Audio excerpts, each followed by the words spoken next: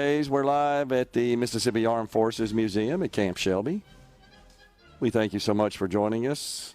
And with us now, Lieutenant Colonel John Stringer, Director of the Youth Challenge Academy, retired. Is that right? Yes, retired. Yeah, that's what I thought. All right, so good to see you again, Lieutenant Colonel. I appreciate you coming on. MidDays, talk to us about the Youth Challenge Academy. What exactly is that all about?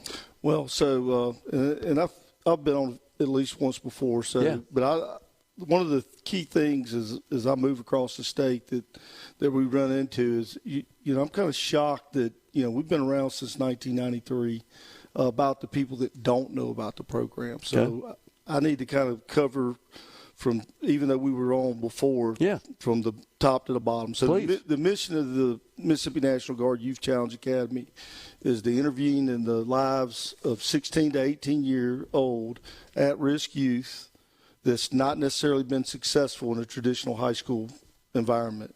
The at-risk term nowadays has gotten very, very broad.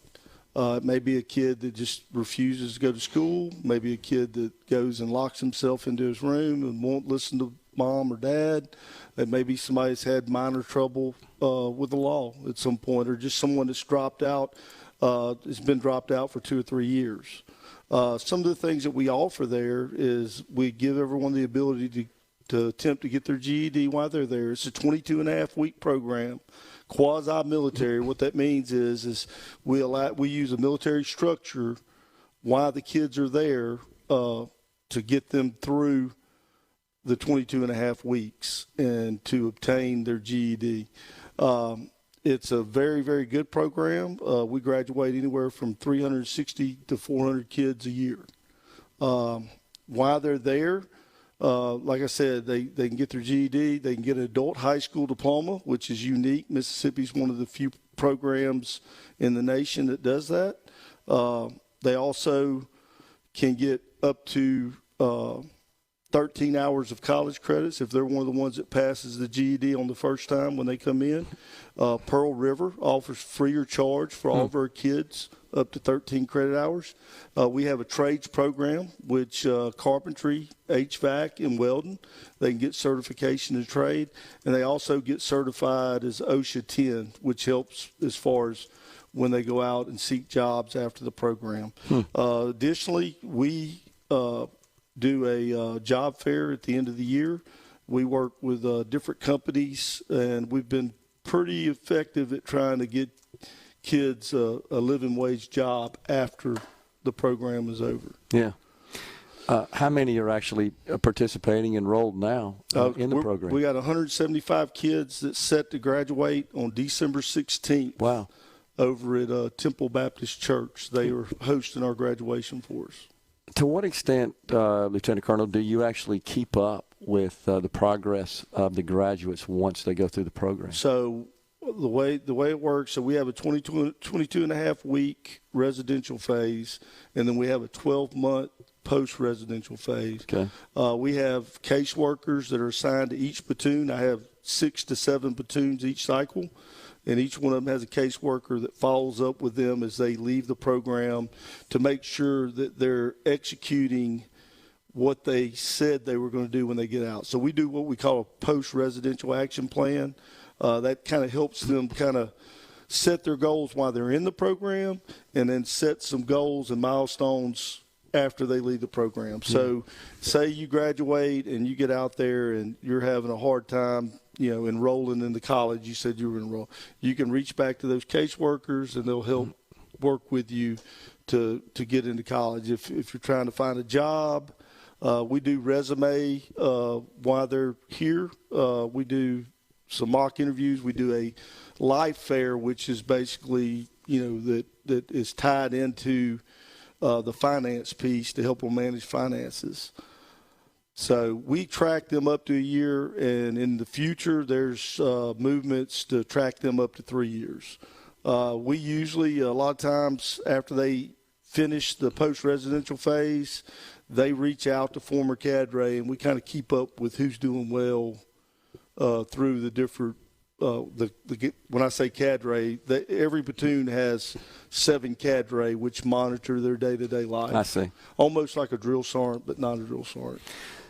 So where do these instructors, where do they come from? Are they members of the military, former members? So most of the cadre are former military, active duty Mississippi National Guardsmen. Okay. A lot of some of the teachers that we have at our academy are former Mississippi National Guard or active duty non-commissioned officers. Or a lot of people that's involved in our program are a spouse or a relative of a guardsman. Okay, so you may have said it, but how long is the program last? So it's 22 and a half weeks, okay. And it usually our next class starts January 13th and runs through June. Do you have to be referred to it? You apply? No, so we have a website. It's the Mississippi National Guard Youth Challenge website. There's a link on there to download and fill out the application.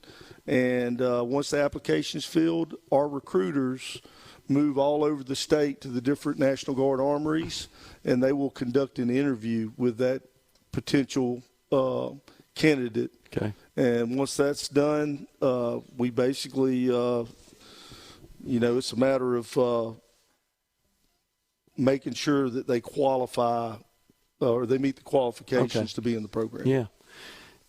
Do these instructors, the cadres you call them, do they develop personal relationships with these students that probably endure beyond the program? Oh, absolutely. I mean, I will tell you, like I said, they usually will reach out on social media, and I can find out how someone's doing. So recently we just had one of our former cadets from, I think it was about 3 cycles ago. So that's a year and a half ago. Actually 2 years ago.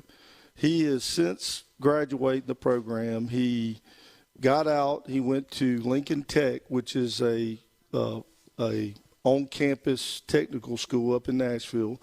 He finished up his welding certification. He got done with that, started working part-time as a welder, joined the Mississippi National Guard. So he's now a guardsman, and he just entered as an incoming freshman at Mississippi State to pursue an engineering degree. Interesting. Well, that's the kind of success you want to hear. Absolutely. Yeah, that's cool. How long have you been involved in this? So I've been here about 3.5 years. So I spent about 26.5 years in the military. And I can tell you the last 3.5 years, this is more fulfilling than any mission I did while I was on active duty. Really?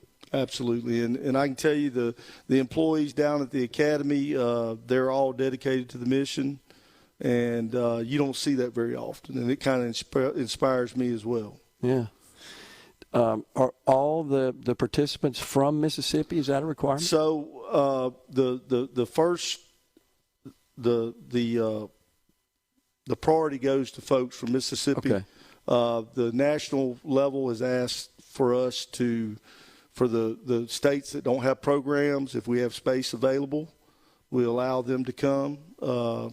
So really, there's probably no one that attends my academy that doesn't have a tie back to Mississippi, like a grandmother, uncle, aunt. But, yeah, it's primarily for the state of Mississippi. This sounds like such a great tool to help those who are just have issues that need to get back on the rail here.